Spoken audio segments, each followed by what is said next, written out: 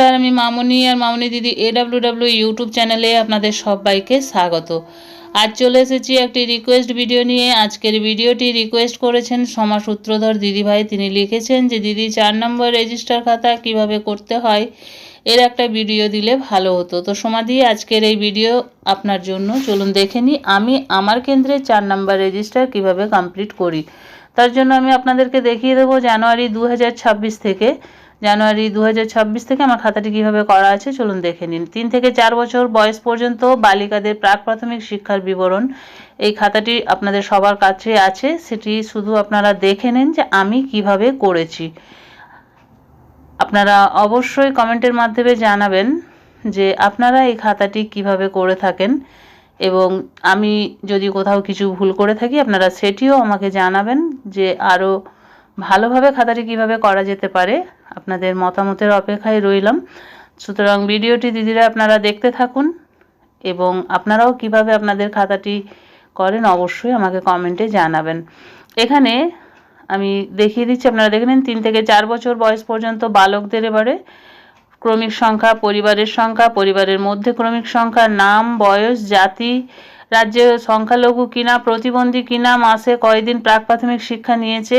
এখানে প্রাক প্রাথমিক শিক্ষার সংখ্যাগুলো আমি 1, 2, 3, 4 করে লিখে রাখি এই খাতাটিতে, এবং এখানে নির্দেশও তাই দেওয়া আছে যে এখানে সংখ্যাগুলি লিখতে হবে।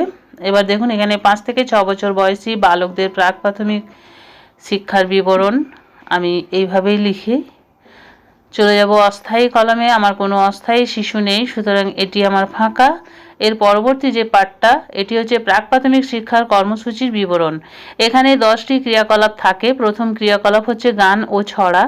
শিশুর ভাষা এবং শ্রবণ দক্ষতা বাড়াতে এটি কাজে লাগে। চিত্র পরিচিতি, ফল, পশু, পাখির রং ইত্যাদির ছবি দেখে নাম বলা, আকার ও রং চিনে নেওয়া, গোল, চৌকো, লাল, নীল ইত্যাদি শেখানো, নামধারী খেলা, নিজের ও বন্ধুর নাম বলা ও মনে রাখা, গল্প বলা ও শোনানো, নীতিমূলক ও শিক্ষণীয় ছোট গল্প বলা, হাতের কাজ, কাগজ কাটা, রং করা, আঙুলের ছাপ দিয়ে ছবি আঁকা, সংখ্যা পরিচিতি 1 থেকে 10 বা 20 পর্যন্ত সংখ্যা চেনানো বা গোনা শেখানো, বর্ণ চেনানো, বাংলা ও ইংরেজি বর্ণমালা চেনানো, শারীরিক ব্যায়াম ও খেলা, লাফানো, দৌড়ানো, বল খেলা, হাঁটা ইত্যাদি শেখানো, নিত্য নৈমিত্তিক কাজ যেমন হাত ধোয়া, দাঁত মাজা, খাওয়া ইত্যাদি। এই হচ্ছে 10টি ক্রিয়াকলাপ। আমি প্রতি মাসে এইভাবে এই ক্রিয়াকলাপগুলো লিখে রাখি, এবং খাতাটি কিভাবে কমপ্লিট করি দেখুন। 1 তারিখে আমি টিক দিয়ে রেখেছি কয়টি ক্রিয়াকলাপ আমি করিয়েছি। 1 তারিখে আমি এখানে করিয়েছি দেখুন 1, 2, 3, 4, এবং 5 নাম্বারটি বাদ দিয়ে করেছি দেখুন 6, 7 নাম্বার বাদ দিয়ে করেছি 8। সুতরাং 1 তারিখে টোটাল আমার 7টি ক্রিয়াকলাপ এখানে হয়েছে। তার পরবর্তী 2 তারিখ দেখুন, 2 তারিখ নেক্সটগুলো দেখিয়েছি।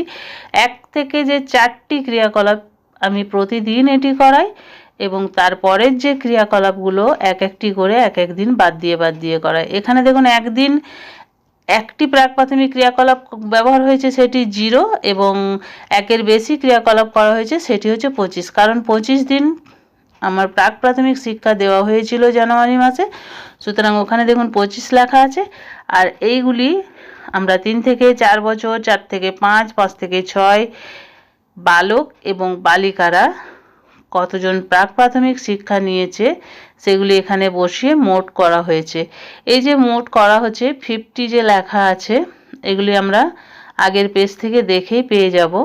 এখানে দেখুন এই যে 50 দৈনিক উপস্থিতি, এটা হচ্ছে 5 থেকে 6 বছর বয়সী বালকদের প্রাক প্রাথমিক শিক্ষা। তার মানে 5 থেকে 6 বছর বয়সী বালক ছিল দুটি, যেগুলো 16 দিনের বেশি শিক্ষা নিয়েছে, এবং 50 হয়েছে টোটালটি। এখানে দেখুন সেখানে একই হবে, 50 হবে। 5 থেকে 6 বছর বয়সী 50, এইভাবে মোটগুলো আমরা করে নিয়েছি। এই ছিল এটি জানুয়ারি মাসের, জানুয়ারি 2026-এর কমপ্লিট করা আমার 4 নম্বর খাতা। এখানে এগুলো গুনে নিয়েছি দেখুন। যেহেতু 25 দিন প্রাক প্রাথমিক শিক্ষা দেওয়া হয়েছে, প্রথমের টোটালটা 25, তারপরেরটা দেখুন কটি হচ্ছে গুনে নিচ্ছি। এখানে 12, এর পরেরটি অবশ্যই 13 হবে, কারণ যেহেতু 25 দিন আছে। যদি 24 দিন হয়ে থাকে তাহলে 12 12 24 হয়ে যেত, কিন্তু যেহেতু 25 দিন আছে এখানে 12 দিন, এটা 13 দিন, 12 দিন 13 দিন এভাবে করে এখানে 7কে যদি 25 দিয়ে গুণ করা হয় তাহলে 175, এবং এই টোটালটাও যদি ধরা হয় তাহলে 175ই এখানে হবে। এবার দেখুন ফেব্রুয়ারি মাসে আমি এইভাবেই কমপ্লিট করেছি। তার আগে এখানে দেখুন লাল কালি দিয়ে আমি আমার ছুটিগুলো মার্ক করে নিয়েছি এবং সানডেগুলো আমার খাতাতে আমি মার্ক করে রাখি। এতে কি হয়, আমার কাজ করতে সুবিধা হয়। আমি যখন খাতায় শিশুদের নামগুলো এন্ট্রি করি বা তুলি তখনই কিন্তু আমি কয়েকটি ছুটি আছে সেগুলো মার্ক করে লাল কালি দিয়ে মার্ক করে রেখে দিই। এতে আমি যখন আমার খাতা কমপ্লিট করি আমার সুবিধা হয়। ফেব্রুয়ারিতে দেখুন 24 দিন ফিডিং চলেছিল। এখানে দেখুন পুরো মাস অনুপস্থিত বালকের সংখ্যা 0, 16 দিন বা তার বেশি উপস্থিত ছিল 6 জন, কিন্তু এখানে আছে দেখুন 7টি শিশু। 6 জন আমি কেন লিখলাম, একটি শিশু আমার 12 দিন প্রাক প্রাথমিক শিক্ষার জন্য উপস্থিত ছিল। এই শিশুটি আমার 6 মাস থেকে 3 বছরের ঘরে ছিল। সেটি এখানে দেখুন 12 তারিখে 3 থেকে 6-এর ঘরে এসেছে, সুতরাং এখানে 1 2 করে তার সংখ্যাটি লেখা হয়েছে। এই শিশুটি দেখে নিন যেটি 12 দিন প্রাক প্রাথমিক শিক্ষা নিয়েছে, যে ঋষিকেশ ঘোষ, 3 বছর 0 মাস বয়স। এটি 12 দিন আমার প্রাক প্রাথমিক শিক্ষা নিয়েছে। ক তারিখে এসেছে এখানে দেখুন 16 তারিখ, 16 তারিখ থেকে 1 2 করে লিখে দিয়েছি কতদিন সে প্রাক প্রাথমিক শিক্ষা নিয়েছে।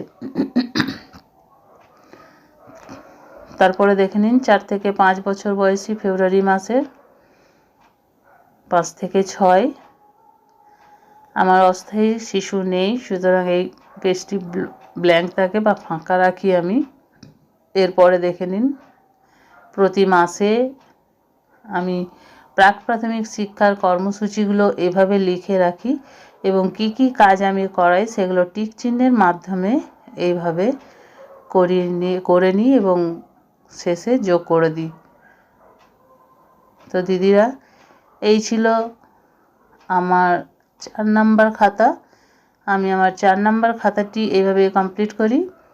ভিডিওটি আপনাদের কেমন লাগলো অবশ্যই কমেন্ট করে জানাবেন। আমার চ্যানেলে নতুন হয়ে থাকলে চ্যানেলটি সাবস্ক্রাইব করবেন এবং ভিডিওটি বেশি বেশি শেয়ার করবেন যাতে আমাদের অন্যান্য দিদিদের কাছে পৌঁছে যায়। আজ এই পর্যন্তই, আবার চলে আসবো আরও একটি নতুন ভিডিও নিয়ে। ততক্ষণ সবাই ভালো থাকুন, সুস্থ থাকুন। ওকে, বাই বাই।